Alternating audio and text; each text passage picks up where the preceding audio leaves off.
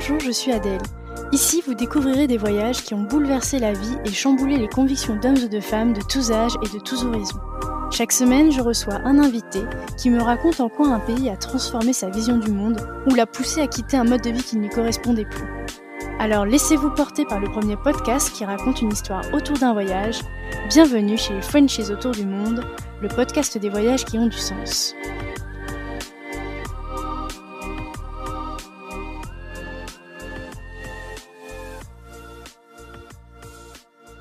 Si vous voulez suivre les coulisses du podcast et être informé des dernières nouveautés, n'hésitez pas à vous abonner au compte Instagram et au compte Facebook Frenchies autour du monde. Les liens sont directement dans la description de l'épisode. Le podcast est également diffusé toutes les semaines sur la web radio Allô la planète, le lundi à 20h, le mercredi à 17h et le dimanche à 10h. La web radio Allô la planète est une radio associative qui diffuse plein de belles émissions autour du voyage. Je vous souhaite une belle découverte sur allolaplanète.fr. Sophie et Diego sont les parents de 3 filles quand ils décident de faire le grand saut dans l'expatriation. Ils s'installent à Johannesburg et passent 5 années à parcourir l'Afrique australe avec leurs filles. Pour Sophie, c'est le déclic. Voyager avec des enfants n'est pas aussi compliqué qu'elle se l'imaginait, et son envie de partager des moments en famille aux 4 coins du monde commence à grandir. Au bout de 5 ans, la mission de son mari prend fin. L'évidence s'impose alors à eux, ils n'ont plus aucune attache nulle part. C'est le moment ou jamais pour partir un an autour du monde et réaliser cette envie grandissante. Mais voilà, partir un an, cela veut dire que les filles vont être déscolarisées, et pour Sophie, il est hors de question de les pénaliser. Elle instaure alors un rythme de moments studieux, prépare des activités et laisse une place majeure à la découverte au gré de leur périple. Sophie nous rappelle parfaitement en quoi le voyage est une école de la vie. Le monde est devenu leur terrain de jeu, un véritable laboratoire à taille humaine dans lequel sa famille et elle ont pu mettre en pratique plein de théories scientifiques, pratiquer de nombreuses langues, découvrir l'histoire et la culture des pays et étudier leur faune et leur flore.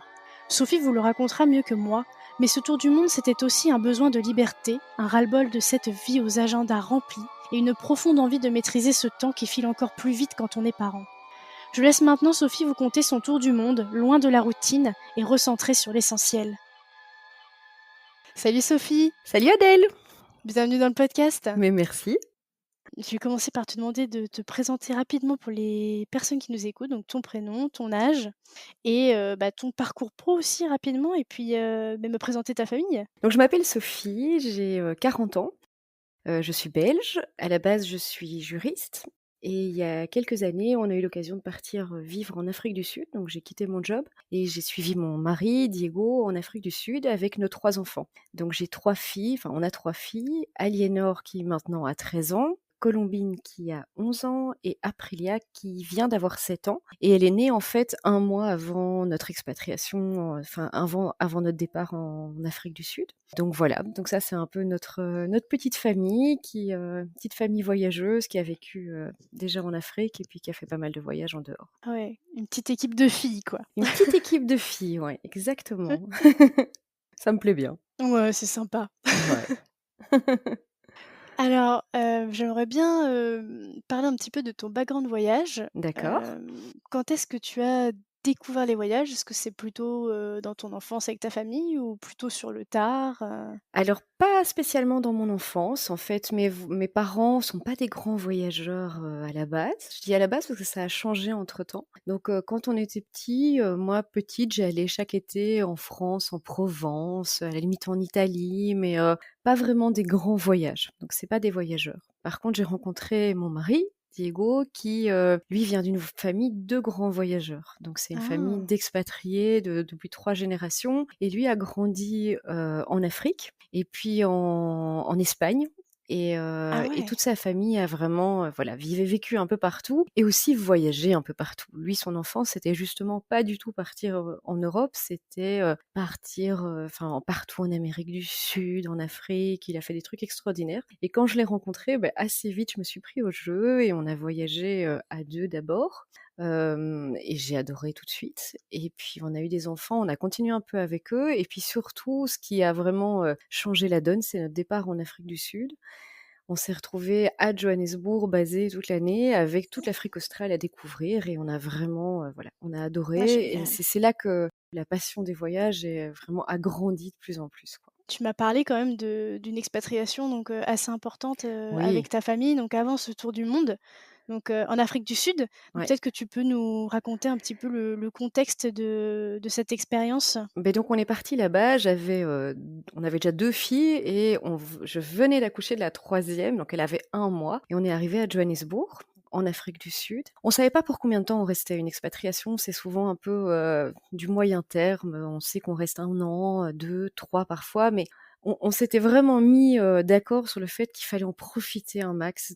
On savait pas pour combien de temps on était là et on voulait vraiment en profiter. Et donc on est arrivé là-bas, on avait quand même des jeunes enfants. Notre aîné avait 6 ans, c'était 6, 4 ans et 1 mois. Et dès le début, on a voulu vraiment en profiter. Et donc le premier week-end où on est arrivé, avec un bébé d'1 mois, on est parti direct en safari et moi je me souviens, Oui. être en train d'allaiter à côté des éléphants et des lions, donc un peu surréaliste, mais en même temps, tu vois, je pense que c'était aussi une troisième. Peut-être que pour notre aîné, j'aurais été un petit peu plus flippée et tout, mais je pense que les troisièmes, ils suivent un peu le rythme familial et ça a été le cas. Et donc dès le départ, ça a donné en fait un peu le ton de notre expatriation. C'est-à-dire que le premier week-end, on faisait un safari et en fait, on n'a pas arrêté. On a fait toute l'Afrique australe, on a adoré ça. De Johannesburg, les week-ends, tu peux vraiment faire déjà plein de safaris, donc c'est super. En fait, tu fais 2 heures de route et tu te retrouves au milieu des girafes et des éléphants. Donc on y allait un peu chaque week-end. Et puis on a vraiment profité de notre présence là-bas. On a fait toute l'Afrique du Sud, mais on a fait la Namibie en 4x4 avec des tentes sur le toit. On a fait la Zambie, le Zimbabwe, les chutes Victoria, le Botswana, le delta de l'Okavango. On a fait le Malawi. On a été dormir sur une île au milieu du lac Malawi, le Mozambique plusieurs fois qui est juste incroyable. On a fait du bateau et dormi sur des îles désertes dans les Kirimbas, qui est un archipel au Mozambique. Enfin bref, on a vraiment fait toute l'Afrique australe, le Lesotho, le Swaziland évidemment, et on a vraiment adoré, quoi. Et les filles nous ont suivis partout et en fait, avant de partir en Afrique du Sud, on faisait pas des grands voyages un peu aventure avec les filles. Ah OK.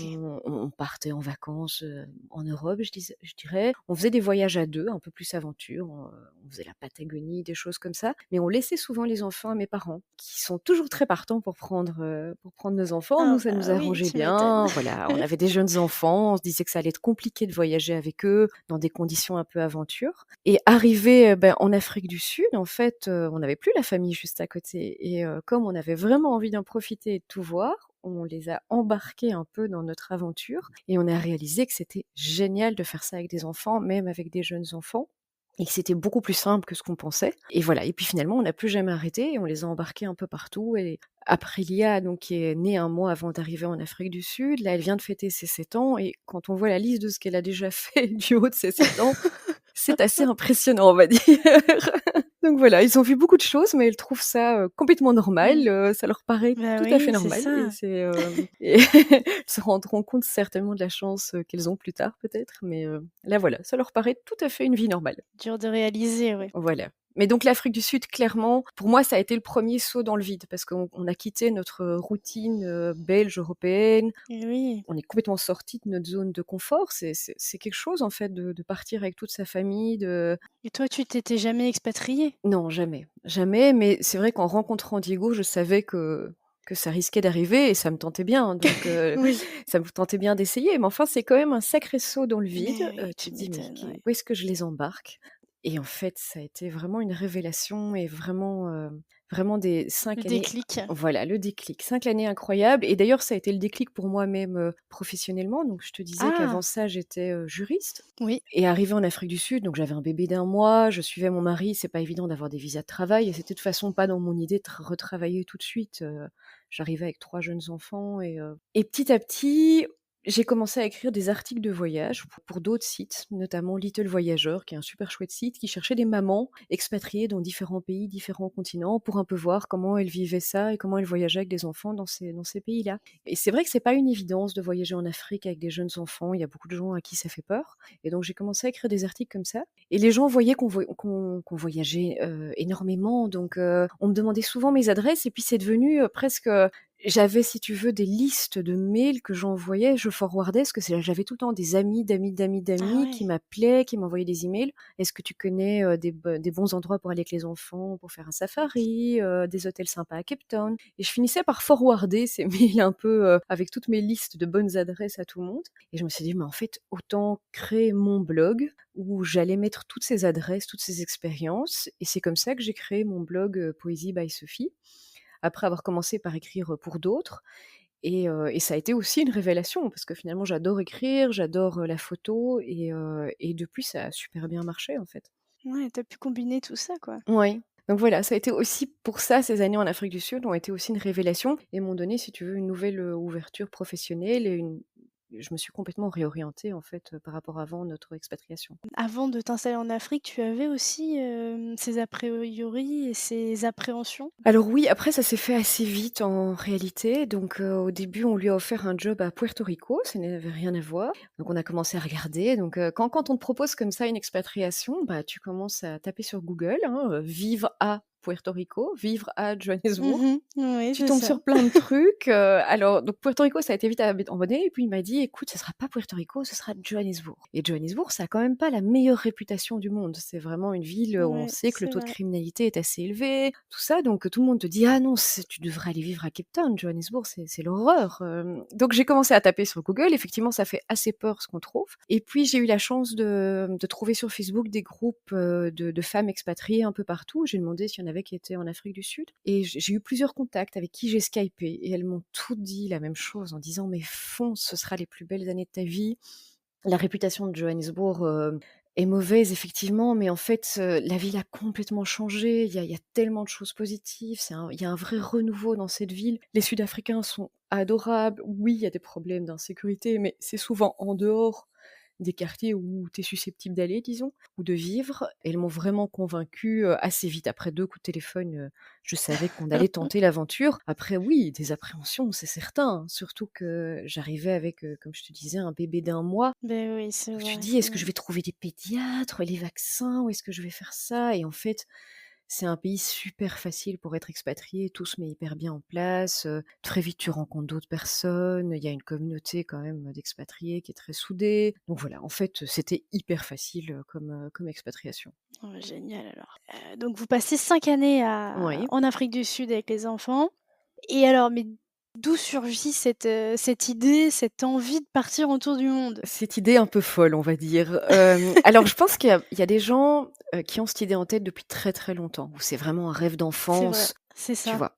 Nous, c'était pas ça honnêtement. On a toujours adoré de voyager, mais je me souviens que j'ai un couple d'amis qui a fait ça et quand ils m'en parlaient, je me disais: «Je sais pas si je pourrais faire ça». L'idée de bouger tout le temps d'endroit, enfin voilà, en tout cas, il y a 10 ans, c'était clairement pas dans ma tête, quoi. Comme je te disais, j'ai commencé à écrire des articles de voyage, avoir un blog de voyage et forcément tu lis beaucoup de choses. Je suis plein de familles voyageuses, je suis sur des, forums, des groupes Facebook de familles voyageuses et c'est là que j'ai découvert qu'il y avait plein, plein de familles qui faisaient ça. Beaucoup plus que ce qu'on pense. En fait, il y a vraiment beaucoup de familles qui partent en voyage. Alors on appelle ça tour du monde, mais après ça peut être un tour d'Europe, un tour d'Asie, un tour enfin voilà, c'est juste un voyage à long terme. Mais c'est une sacrée grosse communauté, hein. C'est une énorme communauté, C'est c'est dingue. incroyable et à force de lire leurs témoignages, à force de voilà, de suivre leur parcours, j'avoue que c'est l'idée a commencé à naître dans ma tête en me disant: «J'adore voyager, mais j'ai jamais expérimenté ça». C'est-à-dire ce voyage un peu à long terme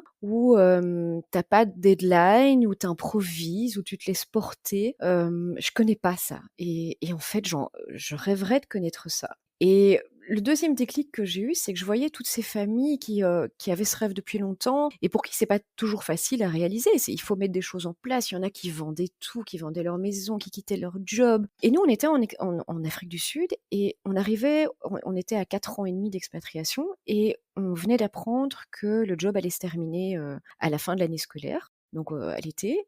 Et en un coup, j'ai réalisé qu'on était dans une situation, mais complètement idéale pour se lancer dans ce genre de projet. C'est-à-dire qu'on n'avait aucune chaîne. La plupart des gens, ils sont propriétaires de quelque chose, ils ont un crédit, ils ont un boulot. Nous, ici, il quittait son boulot. On partait d'Afrique du Sud. Ça veut dire qu'on rendait les clés de la maison qu'on louait. On était propriétaire de rien d'autre en Belgique.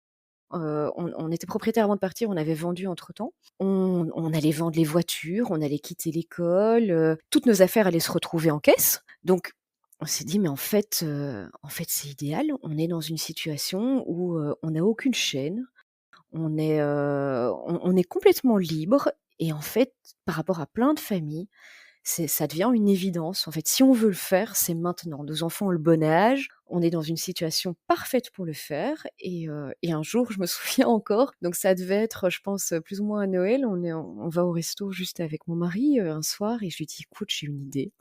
Je pense qu'on devrait faire un tour du monde. Alors d'abord, il me regarde, genre l'air un peu folle, mais je pense qu'on n'était pas à une aventure près et qu'on fait des choses que beaucoup de gens font pas. Donc je lui explique un peu ce que je enfin voilà, mon cheminement.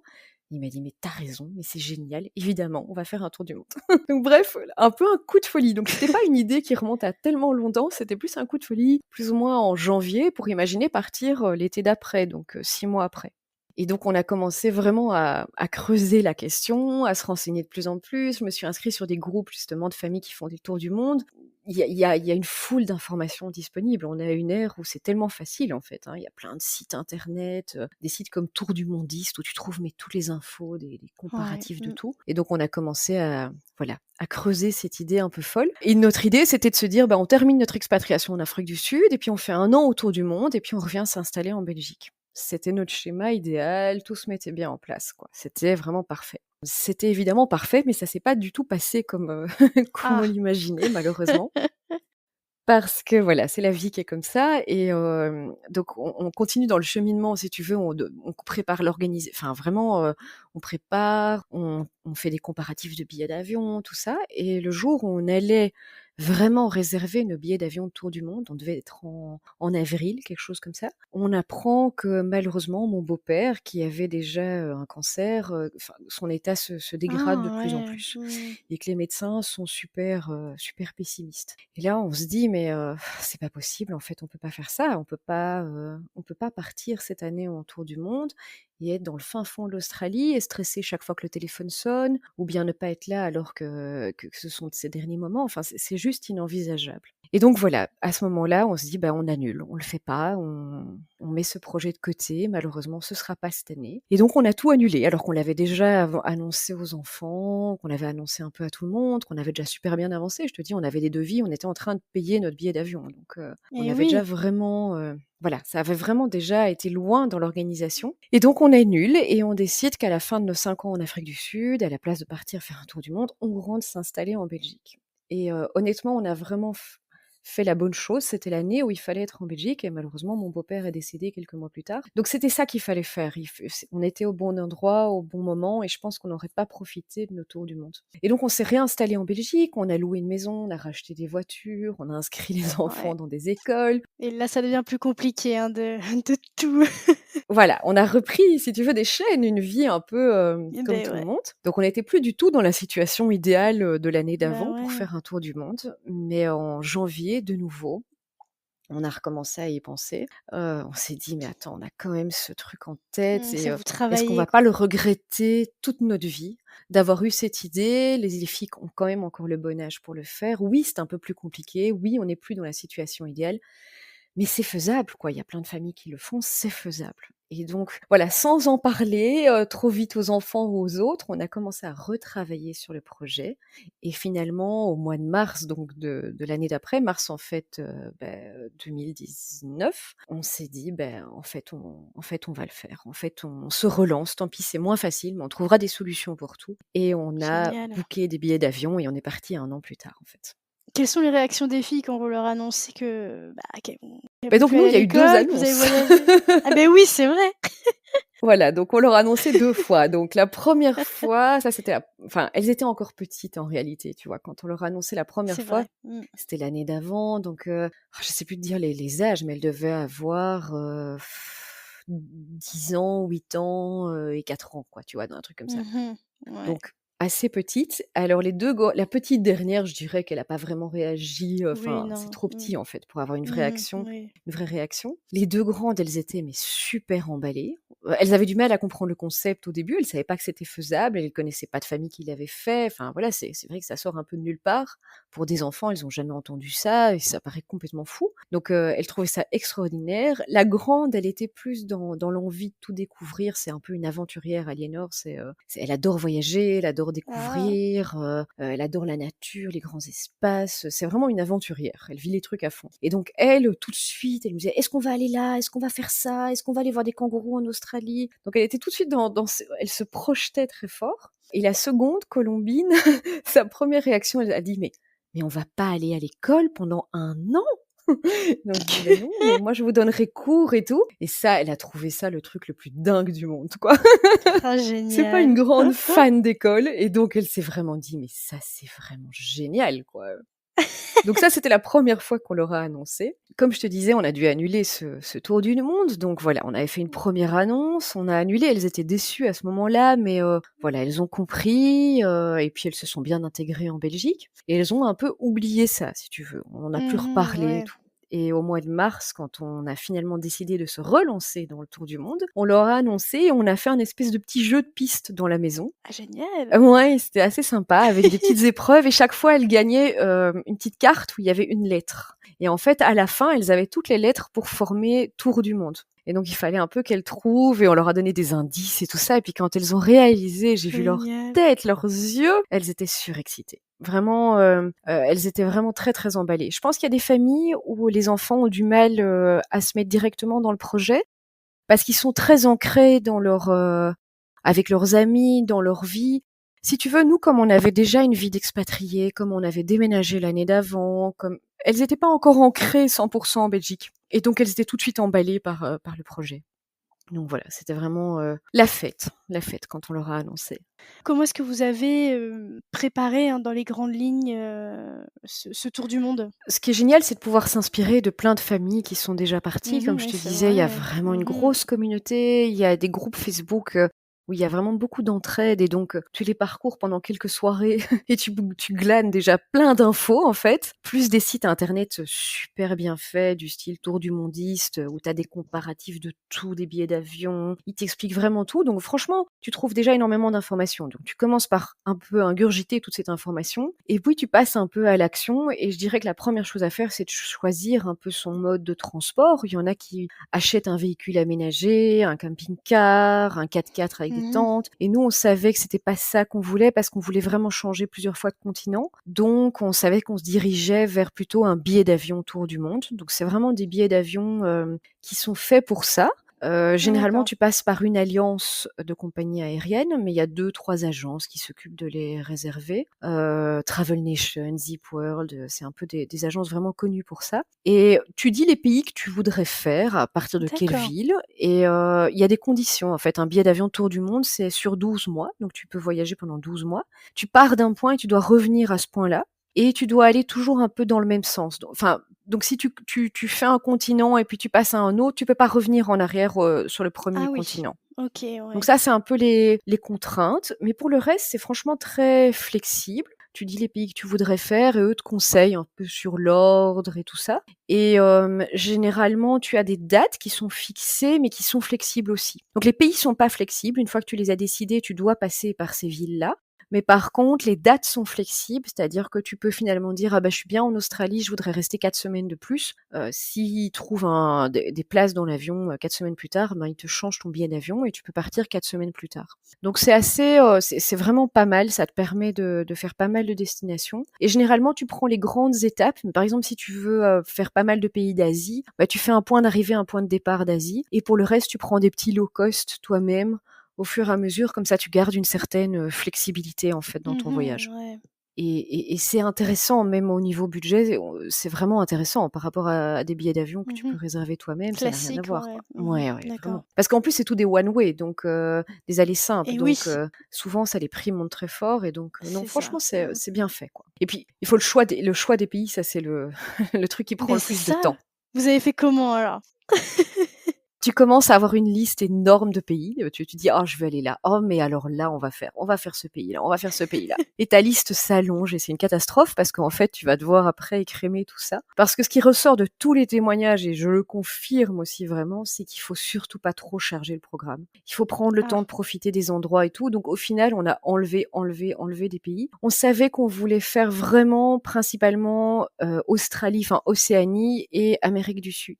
Par exemple, d'accord. l'Australie, on s'est dit: «Ça, c'est vraiment compliqué de le faire depuis l'Europe, quoi. C'est loin, il faut partir longtemps, c'est pas spécialement si tu as 2 mois en été, juillet-août pour partir, c'est pas spécialement la bonne période là-bas». Enfin, il y a toutes des contraintes comme ça et on s'est dit: «Bah, là, on c'est une occasion unique pour le faire» et donc par exemple, on est resté 1 mois en Polynésie et 3 mois en Australie. Donc tu vois, on a vraiment pris notre temps Et dans ce ouais. coin-là du monde et on le regrette pas du tout. On aurait pu faire, 6 mois en Australie tellement qu'on a adoré et tellement qu'il y a à voir. Et puis l'Amérique du Sud, on savait aussi, d'abord c'est pas si évident de le faire depuis l'Europe et c'est un peu le continent, de cœur de mon mari qui parle super bien espagnol, Ouais. qui adore, l'Argentine, le Chili, tout ça. Il avait vraiment on avait déjà été à 2 d'ailleurs, en Argentine, mais il avait vraiment envie de le faire avec les enfants, de leur montrer tout ça et donc voilà, c'était les 2 évidences. Après, même en Amérique du Sud, c'était pas facile de savoir ce qu'on allait faire comme pays. Il y en a plein et ils nous tentent tous et honnêtement, on y retournera vraiment donc parce qu'on n'a pas tout fait. Il faut faire Un des autre choix, tour du quoi. monde. Voilà. «Ah mais pourquoi pas? Mais merci pour l'idée!» Je vais lui annoncer ça ce soir, il sera ravi. Est-ce que tu veux dire autre chose au niveau de l'organisation et la préparation? Nous, on part en famille, donc c'est encore assez différent. Il y a pas mal de jeunes qui se lancent dans des tours du monde à 2 ou seuls, c'est encore complètement différent de partir en famille. D'abord, il faut bien réfléchir, on se dit, enfin, on a un peu des sueurs froides de temps en temps en disant: «Mais, est-ce qu'on n'est pas fous? On va déscolariser nos enfants pendant 1 an». Enfin bon, c'est pas déscolariser vu on fait école nous-mêmes, mais c'est quand même sortir du cadre et en tant que parent, c'est une sacrée responsabilité donc voilà, il y a beaucoup de choses à baliser dans un tour du monde en famille que tu dois Mmh. pas penser quand tu es seul. Il y a tout le côté médical, je dirais, médical assurance qu'il faut franchement bien baliser. Donc, nous on a fait, toute une série de vaccins, puis j'avais été voir mon généraliste, j'avais, un document, sur mon ordi avec tous les médocs, dans quel cas je devais les prendre, il y a toute une série de choses comme ça vraiment qu'il faut faire, je pense, pour partir sereinement. Assurance, même chose, mais ça c'est assez facile, quand tu réserves ton billet d'avion, ils te proposent une assurance et tout. Et puis il y a tout le côté scolarité qui est pas facile à organiser, qui est un peu au cas par cas et on partait déjà pas avec des tout jeunes enfants. Donc notre aînée, Aliénor, quand on est parti, elle avait 12 ans. Ah oui, donc Tu vois, c'est déjà le collège quoi. Mmh. collège, c'est déjà quelque chose, c'est déjà du sérieux, quoi. Donc on avait, 12 ans, donc déjà le collège. Colombine, 11 ans. Alors elle est dans le système belge, mais je pense que c'est l'équivalent CM2 et notre D'accord, dernière ouais. qui commençait son CP, première primaire. Donc apprentissage de la lecture et tout, enfin Ah ouais, voilà, donc sacré challenge. On serait une partis l'année classe importante, d'avant, on ouais. n'avait déjà pas ça, tu vois? Là, ça aurait été Mmh. mieux. Ouais. Donc on s'est dit: «Bah, voilà, c'est comme ça» et on a eu la chance d'avoir choisi des très chouettes écoles, en Belgique. Les 2 petites sont dans la même école et Aliénor est dans un collège, mais tous enfin les 2 écoles sont vraiment des écoles très ouvertes. Donc j'ai été discuter avec les directeurs, directrices, ils ont tout de suite été emballés par le projet en disant que c'était super pour les enfants et que même ça allait apporter vraiment quelque chose à la classe, qu'il y avait moyen d'en faire, un projet commun pour la classe, que les Ah enfants génial! suivent, si tu veux, le voyage de nos filles, qu'il y ait des Ouais. échanges, qu'il y ait, plein de choses. Et donc voilà, c'était vraiment assez sympa et j'ai pu rencontrer les institutrices que mes filles auraient l'année, de notre départ et on a un peu travaillé ça ensemble et donc elles m'ont donné, quand il y avait moyen, parfois sur clé USB, tous des fichiers de maths, de français. On avait décidé que pour les petites, on faisait maths et français et pour la grande, on faisait maths, français et sciences. Il y avait langue qui était important, mais en fait, elle était déjà bilingue anglais parce qu'on était en Afrique du Sud avant, donc ça, elle avait pas de souci à ce niveau-là. Oui. Et puis en plus, le voyage lui a fait vraiment pratiquer, à fond. Donc c'était vraiment maths, français et sciences pour la grande. Et donc j'ai reçu pas mal franchement des profs, ils ont été très sympas. Et puis j'ai fait plein de recherches aussi sur internet, j'ai téléchargé des trucs, mais il y a toujours la contrainte aussi, c'est qu'on voyageait quand même vraiment léger, on avait chacun une valise cabine, donc il fallait pas Effectivement. s'encombrer de plein de trucs. Ah oui. Bon, une valise cabine plus un sac à dos, enfin voilà, on arrivait quand même à mettre des choses, mais il fallait pas, j'allais pas partir avec une bibliothèque quoi, hein, donc il fallait J'avais beaucoup sur mon ordi, j'avais trouvé plein d'applis, que je leur avais installées. Elles avaient chacune une tablette, donc il y avait des trucs vraiment sur leur appli. Ma fille, mon aînée, sur son Kindle, elle avait aussi pas mal tous ses cours en format PDF. Donc on avait essayé d'alléger au maximum. J'ai d'ailleurs écrit un article rien que sur ça, sur ce qu'on avait fait sur la scolarité, pour la scolarité, tout ce que j'avais trouvé et tout, parce que vraiment j'avais creusé la question. Mais j'ai été super soutenue par les profs des 3, donc c'était super. Et pendant le voyage, il y a vraiment eu des échanges, surtout avec l'institutrice de ma seconde, de Colombine. Il y a eu plein d'échanges. Et pour te donner un exemple, sa classe a vu, quand on était en voyage,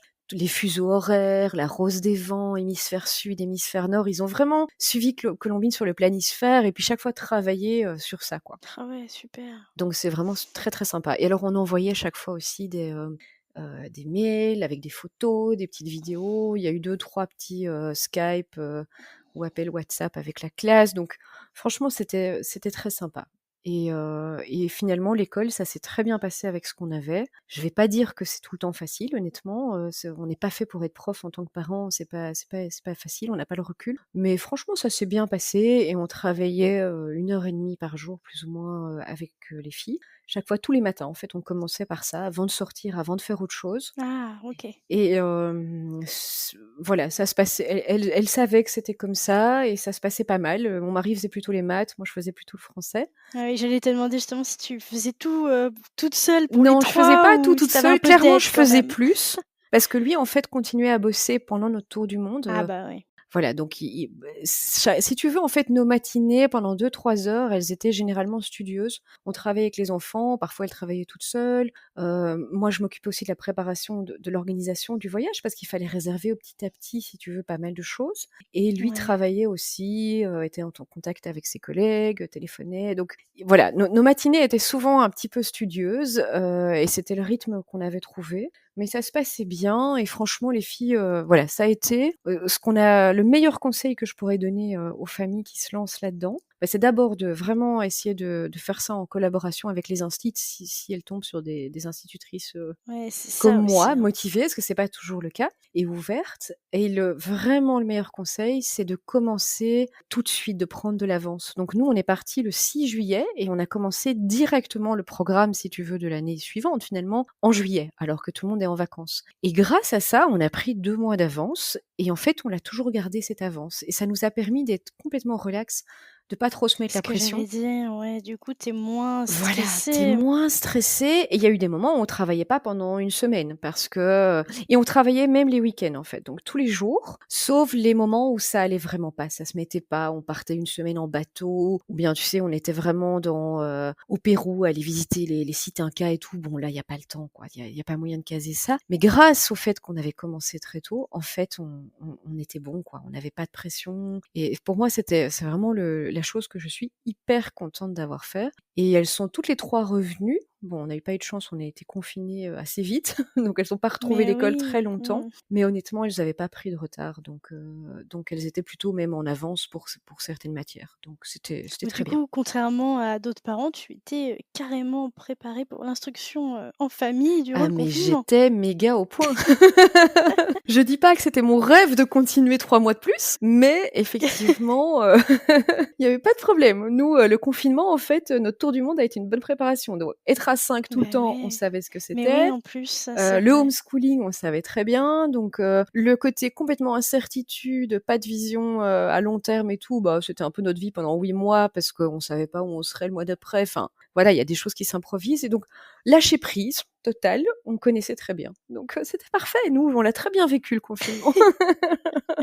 Donc voilà, ça c'était vraiment l'organisation école, ça m'a pris quand même beaucoup de temps. Mais c'est bien de l'avoir fait comme ça parce que franchement, ça a bien fonctionné et voilà, oui, j'avais pas envie de les pénaliser, quoi. J'avais pas envie qu'elles reviennent et qu'elles soient pénalisées parce qu'on ait pris nous cette décision et ça a pas été le cas, donc sans Après, problème. on apprend beaucoup, hein, rien que la Ah géographie, mais l'histoire, hein, chaque fois qu'on incroyable! se déplace, Et d'ailleurs, Aliénor, donc elle faisait sciences et c'est drôle parce que pendant tout le programme de l'année, chaque fois, il y avait des liens avec ce qu'on faisait. Donc elle apprenait, les forces, la pression atmosphérique. À ce moment-là, on était justement à 4 500 mètres d'altitude au Chili. Enfin et on pouvait vraiment tester en live, quoi, hein, le coup du paquet de chips, tu vois, qui gonfle à cause de oui. de la pression, bah, ça on le testait, donc franchement oui, elles apprennent plein, elles découvrent tellement de choses là, tout ce qu'elles ont vu en 1 an, elles ont une culture générale, c'est surtout flagrant pour notre dernière qui vient de fêter ses Ben 7 oui, qui est ans. toute Tu petite, sais, toute petite CP et puis qui va te parler des aborigènes d'Australie, de l'opéra de Sydney, de l'île de Pâques et tout ça lui paraît Bah complètement ouais. naturel. C'est des trucs qu'elle a vus quoi, tu vois? Et ils font alors ce qui est génial aussi, c'est de voir qu'au fur et à mesure du voyage, plus de nos voyages en Afrique, ils font énormément de liens en fait eux-mêmes, on a vu beaucoup d'endroits où ils souffraient de la sécheresse, on a vu beaucoup de, par exemple les aborigènes en Australie, elles ont tout de suite fait des liens avec des tribus qu'on avait vues en Afrique, qui ont le même, tu sais les mêmes connaissances ancestrales, respect de la nature et tout ça. Et tout ça, elles font des liens en fait complètement naturellement et c'est génial, Ah ouais, c'est clair. parce qu'elles voient plein de choses. C'est vraiment super. Et toi, du coup, tu dis que tu préparais, l'école pour les filles. Qu'est-ce que tu voulais mettre en place toi, à part donc les cours, que les professeurs leur envoyaient? On a profité de chaque endroit pour complètement leur ouvrir l'esprit, pour leur expliquer la culture locale, pour, apprendre les langues, pour enfin voilà, par exemple le Pérou, mais toute cette culture inca, c'est d'une richesse extraordinaire, quoi. Donc, en fait, tu as tout le temps des trucs à partager et les enfants sont complètement des éponges. Donc, on essayait dans chaque endroit où on arrivait d'un peu leur introduire, si tu veux, les choses. Ah Et d'accord. puis, en Mmh. fait, elles découvraient par elles-mêmes. Alors, c'est tout bête, hein, mais comme introduction, j'avais un super allié, c'est Jamie de C'est pas sorcier. Ah oui, Tu d'accord. vois les super émissions. Donc en Ah, fait, c'est sur leur génial, ouais. tablette, j'avais téléchargé exprès des C'est pas sorciers, un peu en lien avec les endroits qu'on allait visiter. La Grande Barrière de Corail en Australie, justement, tout ce qui est Inca, au Pérou. Il y avait toutes des choses comme ça et c'était super parce qu'au final, elles regardaient ça et souvent elles nous apprenaient des choses après et elles étaient du coup beaucoup plus ouvertes pour comprendre plein de choses et voilà. Donc ça, c'était un bon truc aussi. C'était assez sympa et puis elles ont appris plein, quoi. Elles ont appris tellement de choses pendant ces 8 mois que ça vaut tous les cours de géographie et d'histoire du monde, hein. Oh ça, c'est sûr. Qu'est-ce que c'était, votre routine, une journée typique un peu, Donc le matin, tu disais l'école? Le matin à l'école, il y a pas vraiment de journée typique parce que je dirais qu'il y avait des journées, calmes où on avait vraiment une routine alors qui se mettait en place et qui s'est mis en place, pratiquement pendant tout le tour du monde. Et puis il y a des moments qui ressemblaient pas du tout à ça parce qu'on était en bateau, parce qu'on était tout ça. Mais je dirais qu'une journée un peu, normale, calme, on essayait, on se réveillait. Bon, tu te réveilles, sans réveil, ça c'est déjà merveilleux de ne pas avoir de réveil qui sonne pendant 8 mois. C'est quand même quelque chose Ouais. d'unique au monde et je peux te dire Mmh. que quand tu reviens à un réveil, dans le noir en plein hiver après, tu te dis: «Mais qu'est-ce qu'on fait?» Quelle torture! C'est une torture vraiment, donc voilà, donc tu te réveilles complètement naturellement et tu petit déjeunes tranquillement et généralement on commençait effectivement par 2 heures un peu studieuses où on fait l'école en famille. Pendant ce temps, moi je check mes mails, je réserve l'hôtel d'après, enfin parce que ça mine de rien, je pense que les gens s'en rendent pas compte, mais ça prend énormément de temps d'organiser le voyage pendant le voyage en fait. Parce qu'on part, tout n'est pas du tout organisé et on n'a pas notre propre véhicule, c'est pas comme avec un camping-car où finalement tu avances petit à petit. Et oui, tu checkes les routes, mais tu dois pas réserver des hôtels, réserver tout ça. Nous, on devait quand même réserver pas mal de choses, même des avions, des voitures de location. Donc, ça prend beaucoup de temps. Donc moi, je faisais un peu ça en parallèle. Je donnais cours aux filles, je les lançais sur des exercices, tout ça.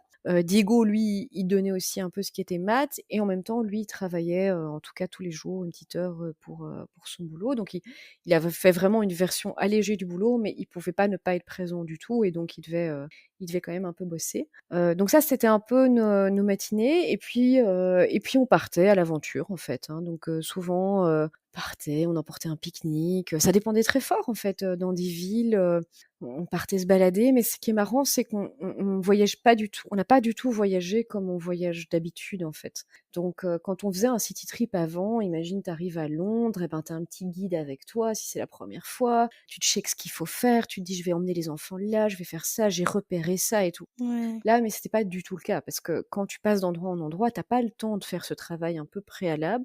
Tu as quelques trucs que tu as entendus, que tu as envie et tout ça, mais tu arrives sur Il y a place. tellement de villes que tu peux pas Ouais, te tu peux pas tout préparer, quoi. Et donc je pense par exemple Brisbane, on est arrivé, j'avais rien lu sur Brisbane, je n'avais pas un seul guide, j'avais, rien consulté, j'avais juste vu repérer le bon endroit quand même pour loger, pour pas être près de si tu veux, des différents centres d'intérêt. Donc, on avait trouvé un petit appart-hôtel, OK, sympa, et donc on s'installe là. Et le premier jour, on part et on check rien avant. Et en fait, on part complètement librement, tu te balades en fait. Et pour moi, c'est complètement nouveau parce que je suis le genre méga organisée. Donc, quand j'organisais un voyage avant, j'étais le genre à avoir tout lu sur l'endroit, avoir réservé le plus chouette Airbnb ou la plus chouette guest house que j'avais réservé 6 mois à l'avance. Enfin voilà, je connaissais les restos où il fallait aller dans chaque quartier. Enfin, ça, c'était un peu ma manière de voyager avant, tu vois. Et là, on partait complètement à l'aventure, un peu libre, et en fait, c'était génial parce que d'abord, tu as un grand sentiment de liberté. Tu marches un peu, tu sais, le nez en l'air, tu regardes, et tu es hyper ouvert à tout, en fait. Et il y a plein de fois où on s'est arrêté devant une galerie d'art, qu'on est entré, on est tombé sur un petit concert de rue, on est passé devant un musée, par exemple, à Brisbane, que je pense pas que j'aurais coché dans mes trucs à faire à l'avance. Et en fait, on est entré, c'était gratuit pour les enfants, c'était un espèce de musée d'histoire naturelle avec des squelettes de dinosaures et tout. Mais les filles, elles ont tellement adoré qu'on est retourné 2 fois. Ah oui! Il y avait une expo sur toute la conquête de l'espace, enfin, mais super bien faite. Et ce genre de truc, tu l'improvises que si tu es ouvert justement un peu à l'imprévu, que t'as pas un planning de ministre déjà fait, tu vois. Et au final, on cochait pas du tout tous les must-do de la ville. Honnêtement, dans chaque ville, c'est sûr qu'il y a plein de choses qu'on n'a pas fait, mais c'est pas grave en fait, parce qu'on a fait plein d'autres choses et on a adoré cette manière de faire. Justement, de pas se dire on doit absolument faire ça, ça, ça. Ben non, simplement on part se promener et on se laisse porter. Et parfois on fait des rencontres et quelqu'un nous disait oh vous devez absolument aller là, il y a un petit marché aux puces, c'est sympa. Ben on y allait et voilà. Et tu découvres et c'est vraiment chouette. Et une autre chose qu'on a fait, qu'on n'avait jamais fait avant et qui est super chouette, c'est j'ai oublié le nom. Attends. Donc on a fait voilà le géocaching, on a fait ça dans toutes les villes où on était. On n'avait jamais fait ça avant. D'accord. Et je sais pas si tu connais le concept, mais tu as une application sur ton Non. téléphone et en fait, il y a plein de gens qui ont créé des caches, c'est-à-dire des petites cachettes. C'est comme une chasse au trésor géolocalisée. Alors le trésor à la fin, c'est simplement généralement une espèce de petite capsule, tu sais, une espèce de boîte de tic-tac, une petite capsule de médicaments dans lequel il y a un petit papier et tu dois inscrire ton nom pour prouver que tu l'as trouvé. Et puis sur ton application, tu le mets que tu l'as trouvé. Il y a des indices et tout ça. Et c'est une super manière de visiter les villes, et même pas que les villes, parce qu'en fait, il y en a partout avec des enfants. Parce que tu dis, OK, on se lance dans telle cache, et en fait, tu marches 4-5 kilomètres pour arriver à l'endroit, tu commences à fouiller tout. Parfois, il y a une petite histoire de l'endroit, et c'est hyper sympa. Et là aussi, on a fait des découvertes pas du tout prévues, et vraiment, c'est une chouette manière de visiter les villes, quoi. Et du coup, donc, ce tour du monde, j'ai l'impression que ça t'a quand même aidé à lâcher prise? Ah mais complètement, oui, complètement. Qu'est-ce que ça t'a apporté d'autre? Déjà lâcher prise, ça c'est sûr. Moi, la super organisée, Ouais, c'est marrant parce que j'avais écrit, c'est ça. un article, avant de partir en présentant un peu notre famille. Parce que j'écris depuis toujours des articles de voyage, mais là, c'était un projet tellement plus personnel que j'avais envie d'écrire sur chacun de nous pour que les gens comprennent mieux notre personnalité. Et chaque fois, je mettais pour chacun le challenge qu'on allait avoir en tour du monde. Parce qu'en fait, tu pas les mêmes Ah! challenges les uns les autres. Ah Tu vois, génial. par exemple, Colombine, donc notre seconde, c'est quelqu'un qui a vraiment besoin de routine et d'habitude. Alors là, on la Ah! mettait complètement en porte-à-faux par rapport à Ah ce ouais. besoin-là, tu vois? Et donc elle, ça allait être son gros challenge. Et moi, mon challenge, c'était clairement que j'allais devoir lâcher prise parce que j'aime bien tout organiser, tout maîtriser. Et en fait, non, pas du tout. Tu dois lâcher prise complètement. C'est l'inconnu, le nombre d'heures que tu passes à attendre des avions, des trucs qui viennent pas. Et puis j'aime bien, tu sais, tout organiser à l'avance, mais et que ce soit top, quoi. Donc quand je réserve, notre dernier road trip qu'on a fait avant le tour du monde, c'était le Maroc.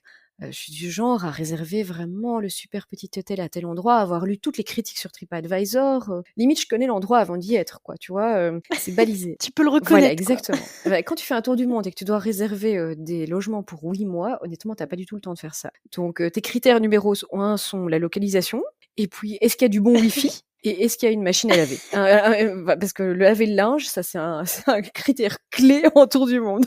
Beh, ouais, c'est clair. Et en fait, tu vois, un lave-linge, ça, c'est vraiment notre critère clé de choix de logement. Donc c'est drôle parce que voilà, c'est pas du tout la même chose qu'en temps normal. Et non, c'est clair. Que juste pour une escapade. Voilà, exactement. Donc j'ai dû complètement lâcher prise et en fait, ça m'a fait un bien fou et je crois que j'adorerais, je crois que vraiment je vais continuer à voyager un peu comme ça. Je dis pas tout le temps parce que je pense que le naturel va revenir au galop, mais en tout cas partir un peu plus en last minute et me dire de toute façon, en fait, ce que tu réalises aussi, c'est que tu trouves toujours un logement, tu trouves toujours une voiture à louer, tu trouves toujours quelque chose et tu passes quand même toujours un bon moment, même si c'est un peu à l'arrache, même si c'est à la dernière minute, tout va bien se passer, quoi, tu vois. Donc, et aussi que tu trouves toujours tout partout dans le monde, parce que je suis le genre aussi très organisée sur les valises, sur ce qu'il faut prendre avec soi. J'ai toujours une trousse de pharmacie de malade avec moi, tout ça. Donc j'avais effectivement bien organisé le départ en tour du monde, et en fait tu lâches vite prise parce que tu dis en fait tu peux tout acheter partout. En fait, voilà quoi, tu vois, Mmh. c'est faisable quoi. C'est ce que Mélissa disait aussi dans l'épisode 15, il me Ouais. semble, du podcast, que, bah, elle a voyagé avec un nouveau-né, elle a accouché au Mexique, bien sûr, je me souviens très bien. en tour du monde et voilà et donc elle le dit, hein, qu'en fait, on s'inquiète, mais que dans le monde entier, il y a des bébés, Bien des enfants et que sûr, du mais coup, on bien trouvera sûr. toujours l'essentiel. Exactement quoi, et tu lâches vite, voilà, tu lâches vite prise à ce C'est niveau-là et tu ça, dis: «En fait, je peux ouais. partir avec 2 t-shirts, je m'en sortirai toujours, quoi». Tu vois, moi, j'étais Ouais. du genre à me dire: «OK, on part en Polynésie, donc il faut qu'on ait nos masques, nos palmes et tout», et puis en fait, tu dis: «Mais, Ah en fait, oui. non, s'il y a une plage, s'il y a du snorkeling, quelqu'un te vendra des masques sur la plage, t'inquiète pas, quoi», tu vois? Donc c'est Oui, toujours comme c'est ça, vrai. tu vois? Donc voilà, donc lâcher prise, ça, c'est vraiment un truc qu'on a appris. Mon envie première, c'était vraiment la liberté. Donc, tu vois, j'avais vraiment ce sentiment d'être dans une course un peu folle, que nos vies, ont pris un rythme un peu, voilà, trop emballé par rapport à ce qui est naturel pour nous. Qu'on a des rendez-vous, des agendas de ministres pour nous, mais pour nos enfants aussi, qui vont à tel anniversaire, à tel cours de tennis, à tel truc, à quel cours de rattrapage, chez l'orthophoniste, chez le dentiste et tout. Et j'ai eu vraiment cette impression, et encore plus avec les enfants qui grandissent, que la vie Mais s'emballe, oui, quoi, que mmh. le rythme de vie s'emballe et que c'est pas naturel, et j'avais envie de calmer le rythme, quoi, ou en tout cas de me retrouver dans une autre temporalité, là où on a une maîtrise en fait, où il y a pas 1000 contraintes extérieures et tout. Et donc vraiment c'est ça que je recherchais. C'était, pendant 1 an, bah, là finalement on a fait 8 mois, mais pendant 8 mois, de sortir de tout ce cadre habituel, de sortir de ces contraintes, d'avoir un agenda vierge, pas de réveil. Et honnêtement, on avait des journées mais hyper remplies, parce que tu fais plein de choses entre l'école que tu dois faire, organiser le voyage. Toute ta routine, elle est plus compliquée en fait. Quand tu arrives dans un nouvel endroit pour te dire: «OK, je dois faire des lessives, mais il y a pas de lave-linge, donc je dois trouver un endroit pour le faire. Ah OK, c'est à 3 kilomètres, donc comment je vais y aller?» Et voilà, tout est plus compliqué. Même simplement trouver à Ouais. manger, tu dis: «OK, l'épicerie est là». En fait, il y a rien, donc il va falloir trouver une autre solution. Et tout est un peu plus compliqué.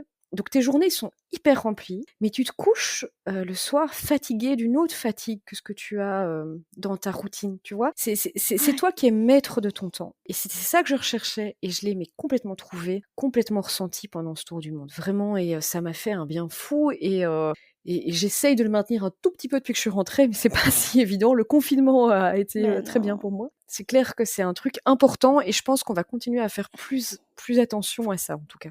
D'essayer de pas revenir Oui, dans ne une plus recharger de nouveau voilà, les agendas, comme c'était avant. exactement. Ouais. Essayer de pas revenir dans une course folle, essayer de chaque fois se dire: «Non, non, là, on laisse les week-ends vides, on ne fait pas d'activité le week-end parce qu'on veut pouvoir improviser», se dire: «Ah ben, on va passer un week-end là», et partir sur la journée et se faire une micro-aventure tout près, mais simplement avoir ce sentiment de liberté. Je pense qu'on perd en fait, on perd beaucoup de liberté dans nos sociétés, actuelles, Bah, ouais. et cette recherche-là, elle était vraiment importante pour moi, et je l'ai vraiment trouvée en tour du monde, quoi. Puis la cette liberté, elle est vraiment, enfin qu'on perd en tout cas, c'est celle du temps parce que Celle du c'est temps, le quoi. temps qu'on n'a C'est le pas. temps qu'on n'a pas. En fait, j'ai l'impression que moi, c'était mon cas, mais quand je regarde tous les gens autour de moi, c'est leur cas. Tout le monde court après le temps, quoi. Et c'est affolant, quoi. Et en tour du monde, j'ai eu l'impression d'avoir des journées très remplies, mais de pas courir après le temps. Et c'est très différent. En fait, il y a un côté très frustrant de courir après le temps.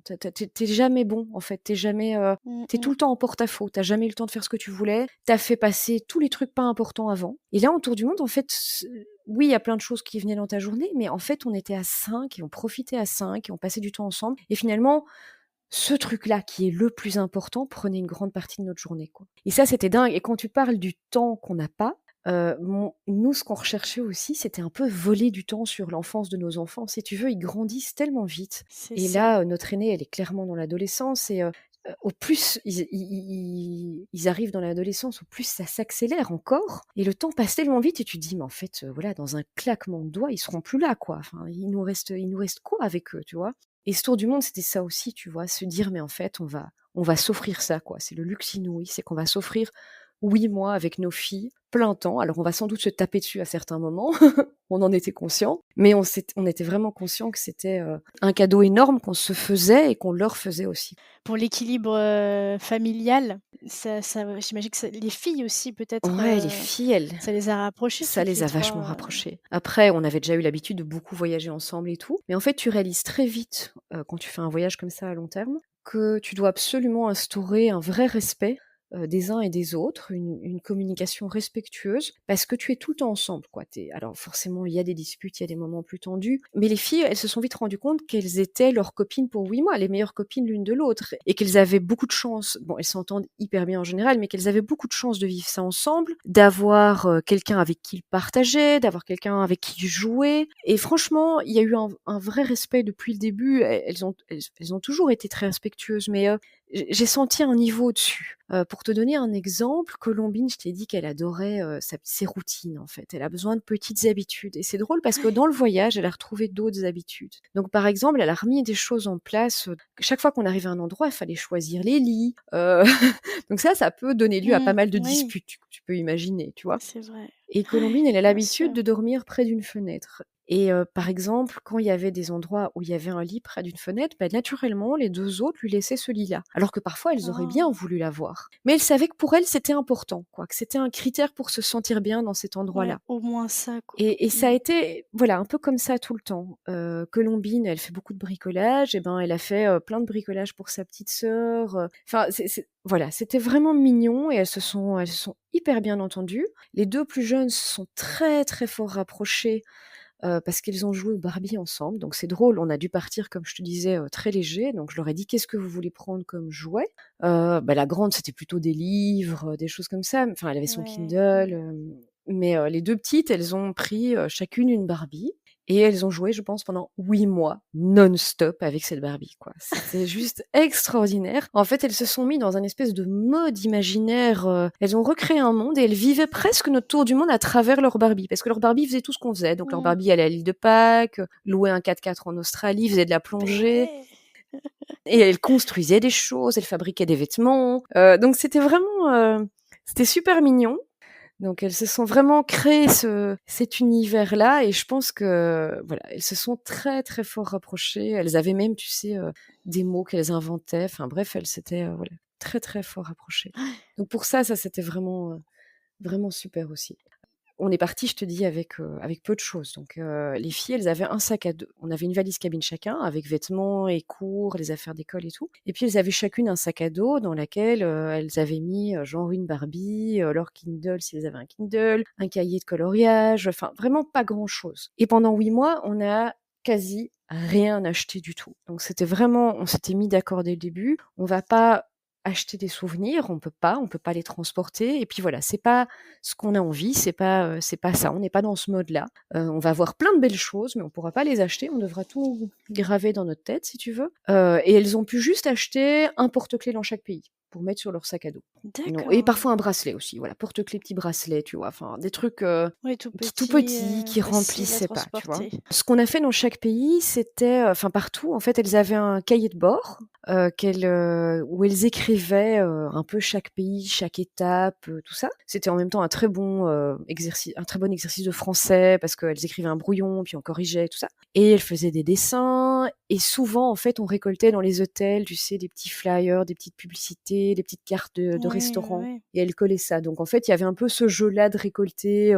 On collait parfois le billet d'un pays quand on avait fini un pays. Enfin, un billet de train, un billet de métro, enfin un ticket de métro, toutes des choses comme ça. Donc ça, c'était un peu la seule chose qu'elle récoltait. Et ce qu'on a tous remarqué, c'est qu'en fait, mais quel bonheur de vivre léger, de voyager léger. Pendant 8 mois, on avait chacun un pantalon, quelques t-shirts. Et en fait, mais c'est bien suffisant. Et il n'y a rien qui nous a manqué vraiment. Et D'accord, même ouais. elles, Mmh. ça vraiment, ça a été une leçon pour tout le monde. Même les filles, elles ont été super contentes de retrouver tous leurs jouets et tout en revenant. Mais elles m'ont vraiment dit à la fin du voyage: «Mais en fait, c'est dingue parce que quand on a moins de jeux, on s'amuse mieux». Heu Parce que tu crées, tu poses pas plein de questions. Si tu veux, j'ai l'impression que dans notre société aussi, c'est vraiment un des torts actuels, c'est que les enfants ont des salles de jeux ou des chambres qui débordent de tiroirs, de Mmh. Playmobil, de machin et tout et c'est super en soi, mais en fait, il y a trop d'options, il y a trop de choix et donc elles vont chaque fois jouer 10 minutes à un truc et puis elles vont partir sur autre chose et tout et là, je te dis, elles avaient une Barbie et ben, cette Barbie a fait 8 mois de jeu non-stop et elle a tout Mais vécu,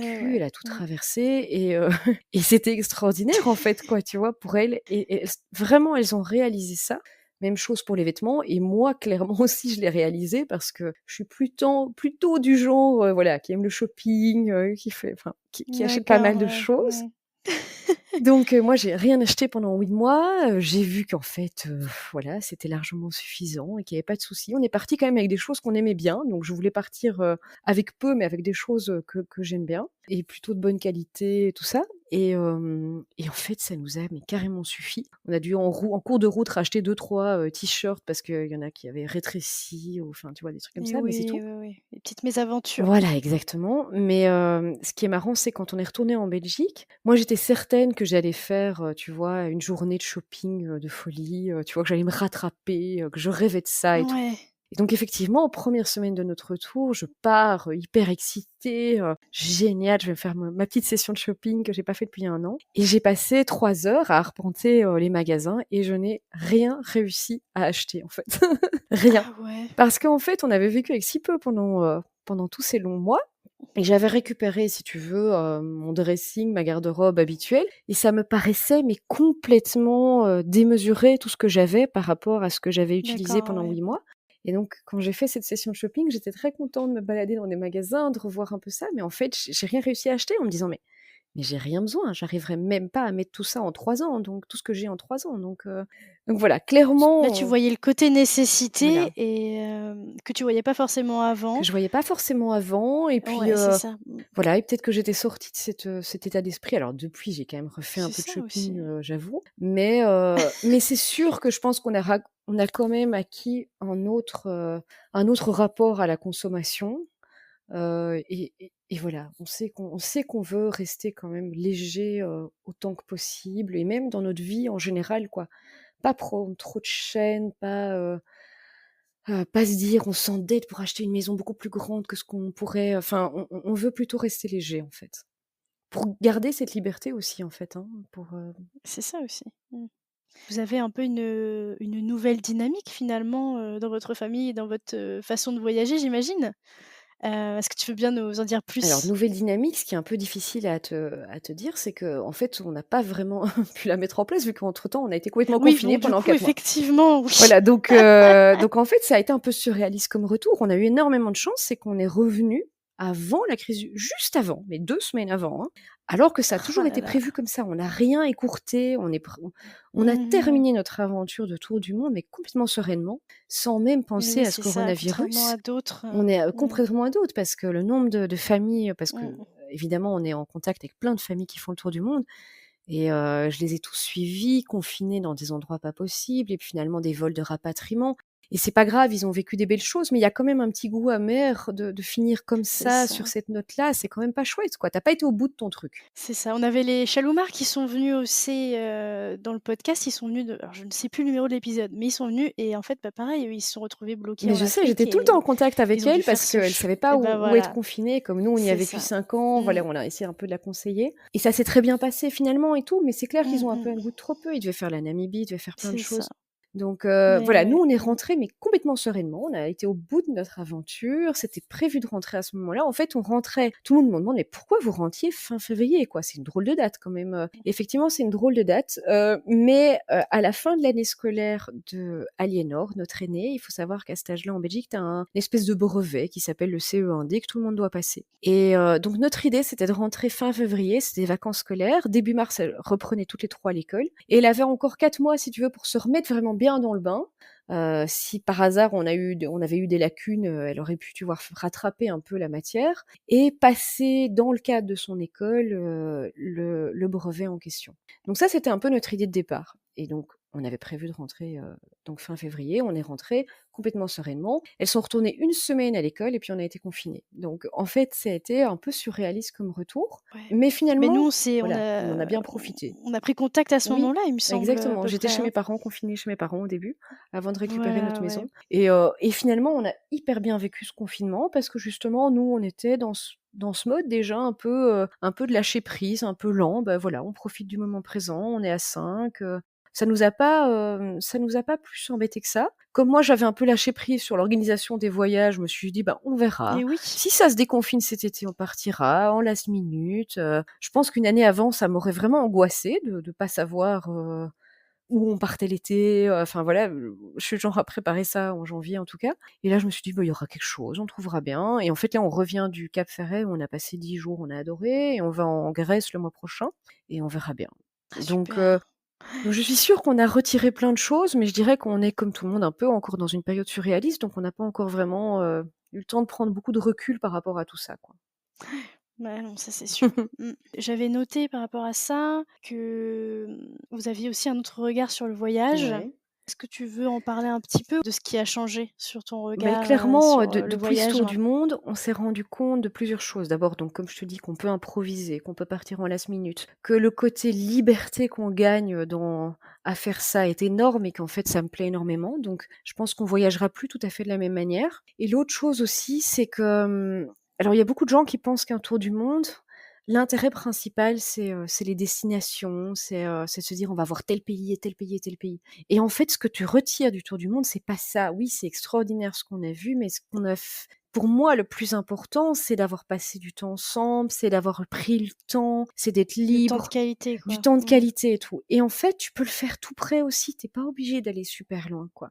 Il faut dans nos vies, s'offrir ces micro-aventures et se dire: «Ah ben, tu sais quoi, ce week-end, on met une tente dans le coffre, on part en voiture et puis on voit où on s'arrête avec les enfants». Et t'as pas besoin d'aller à l'autre bout du monde pour le faire. Tu peux le faire beaucoup plus près et en fait, t'as tout à y gagner, en fait. Et c'est vraiment ça qu'on a retiré de ce tour du monde, c'est de se dire, il faut qu'on continue ça, en fait.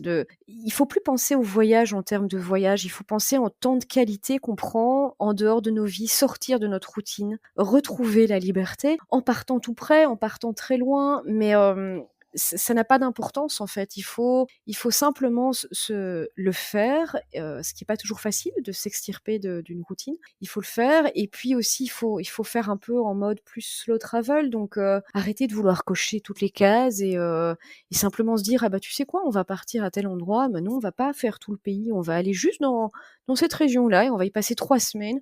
Et en fait, grâce à ça, on va vraiment s'imprégner de la culture locale, on va sans doute faire des rencontres, on va faire des grandes randos et on aura, fait que seulement quelques kilomètres, mais on aura passé un moment incroyable et en même temps, on aura sans doute découvert un peu l'âme du pays.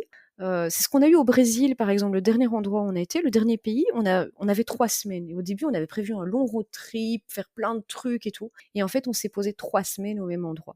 Et ben, c'était génial parce que, vraiment, d'abord, on s'est reposé, ça c'était, très bien parce qu'après le Beh, tour du monde oui. la fin de tour du monde, tu étais fatigué. Mais c'était super parce qu'on a fait des rencontres incroyables pendant ces 3 semaines-là. Tu commences à avoir tes petites habitudes, les commerçants commencent à tu sais, te reconnaître, ils commencent à te dire: «Ah mais venez ce soir, il y a justement une petite fête locale et tout» et puis tu tombes sur un orchestre de Génial. samba, un carnaval improvisé, un truc et en fait, c'était tout le temps comme ça et en 3 semaines, on n'a rien vu du Brésil, hein, on n'a rien vu. On a juste vu Trancoso, ce petit village de pêcheurs de l'état de Bahia. On n'a rien vu du Brésil, on n'a coché aucune des cases qu'il faut. Mais franchement, j'ai vraiment l'impression qu'on a touché un peu l'âme du Brésil. Et je pense que ça, c'est sûr qu'on va le garder pour nos prochains voyages. De se dire, on se met pas de pression, on cherche pas à remplir des listes, on cherche simplement à profiter d'un endroit, d'une culture et de personnes qui sont sur place, quoi. Je te propose de passer à la Mmh, conclusion de très bien. l'épisode. Est-ce que tu as envie de, je sais pas, donner un petit conseil, par exemple, aux parents qui ont peur, par exemple, justement de lâcher cette routine avec leurs enfants, et cetera? Alors je pense qu'on peut tous, lâcher notre routine. Je pense que, comme je te disais, c'est des micro-aventures, c'est des choses tout près de chez nous. En fait, on est pris dedans, mais c'est vraiment un état d'esprit où tu peux dire, ok, ce soir, on éteint les ordis, on laisse tomber tout ça, et simplement, on se fait un pique-nique à emporter, on va se balader pendant 1 heure, il fait beau, c'est une longue soirée d'été, on s'installe n'importe où, dans un parc, au milieu d'un champ, on prend un espèce de dîner apéro avec les enfants, et rien que ce genre de choses-là, ça paraît tout bête, hein, mais en fait, on le fait pas. Et il faut se forcer à le faire. Et c'est des souvenirs inoubliables avec les enfants. Je m'en suis rendu compte à plein de reprises avant le tour du monde. On le faisait de temps en temps en Afrique du Sud. On avait une piscine. Tu vois, bon, évidemment, en Afrique, il fait chaud. T'as souvent une piscine. Et donc, on avait une piscine. Et de temps en temps, on disait aux filles, allez, ce soir, au lieu de dîner à table, normalement, on va dîner genre dans la piscine. Et donc, on se faisait un sandwich qu'on mangeait limite dans l'eau et tout. Et moi, je me suis rendu compte que c'était un des plus beaux souvenirs de leur vie en Afrique du Sud. Et donc, c'est pour te dire que la magie, en fait, tu peux la trouver dans plein de petits moments comme ça, partagés en famille. Ce qui est important, c'est sortir justement de sa routine, c'est faire cet effort-là. C'est se dire aujourd'hui on va aller faire on prend la voiture, on va aller dans un super endroit, on fait une grande randonnée, on va visiter un musée, on va marcher aux puces, et vous avez chacun 5 € et vous pouvez choisir, mais il faut marchander, et on sort des petites habitudes de notre routine, on éteint la télé, on éteint les ordis, on se dit les devoirs ils attendront, et les mails aux collègues qu'on devait renvoyer ils attendront aussi, et donc vraiment c'est hyper important de le faire, et il faut tout le temps se le rappeler, parce que franchement moi je suis dans cet état d'esprit-là, et puis je l'oublie. Et puis en un coup, je dis à mon mari, mais en fait, ce week-end, attends, on doit faire quelque chose, on change d'air, on fait autre chose, voilà. Donc je pense qu'au quotidien, il faut le mettre dans notre vie. Et puis, on peut se lancer dans des plus grandes aventures. Évidemment, nous, on a eu la chance de faire un tour du monde, et bien sûr que c'est une chance inouïe. Il faut pas spécialement... Pour vivre ce qu'on a vécu en tour du monde, il ne faut pas spécialement partir 1 an, partir 8 mois comme on l'a fait. Il y a plein de familles qui me contactent et qui me disent « Oh, c'est mon rêve de partir en tour du monde, mais nous, c'est pas possible au niveau professionnel, au niveau budget et tout et tout. » Et souvent, ce que je leur réponds, je dis après, voilà, on a une chance inouïe de le faire. Mais si c'est votre rêve, essayez une fois dans la scolarité de vos enfants de partir 1 ou 2 mois pendant les grandes vacances, juillet, août. Il y a des systèmes dans les entreprises, des pauses carrières, enfin en Belgique en tout cas il y a des systèmes, mais je suis certaine qu'en France aussi, congé parental, il y a moyen de prendre une pause d'1 mois, de 2 mois, et de partir à l'aventure. Et en fait, quand on dépasse les 2 semaines ou 3 semaines de voyage, on change complètement d'état d'esprit. On se retrouve, vraiment pour moi, on l'a tous ressenti, on se retrouve dans une autre temporalité, dans un autre style de voyage. On quitte le voyage vacances et on se retrouve dans un voyage sur du plus long terme, du voyage aventure, et on en retire quelque chose d'énorme en fait. C'est vraiment dingue. C'est ça. Et moi j'ai l'impression, on s'est fait la réflexion, donc on est parti début juillet, et fin août, on était au milieu de l'Australie, on avait déjà fait la Polynésie, l'Australie, et on était au milieu de l'Australie, et on s'est dit, mais en fait là, ça fait 2 mois qu'on est parti, et c'est incroyable ce qu'on a déjà vécu, quoi. Vraiment incroyable ce qu'on a déjà vécu. On pourrait rentrer maintenant, ce serait déjà dingue, quoi. Et vraiment, ce qu'on a retiré au bout des 8 mois de tour du monde, cette liberté, ces temps passés ensemble, on les avait déjà au bout de 2 mois. Donc voilà, c'est ce que je dis toujours aux familles, si vraiment c'est un vos rêve, il faut y croire, il faut tout mettre en place pour. Il y a vraiment beaucoup de familles qui le font, il y a toujours des solutions, il y a plein de budgets différents, plein de modes de transport différents, mais ça doit pas être si long, ça doit pas être 8 mois, ça doit pas être 1 an. Si vous faites 2 mois, 1 mois et demi, c'est déjà une expérience unique à s'offrir et à offrir à ses enfants, quoi. Écoute, Sophie, merci beaucoup pour ce bel échange qu'on a eu. Avec plaisir. Merci beaucoup et à très vite. Mais avec grand plaisir.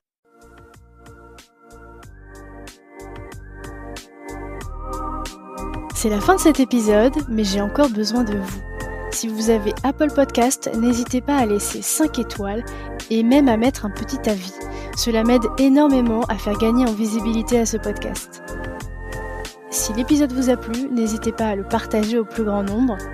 Il ne me reste plus qu'à vous dire à lundi pour un prochain épisode des Frenchies autour du monde.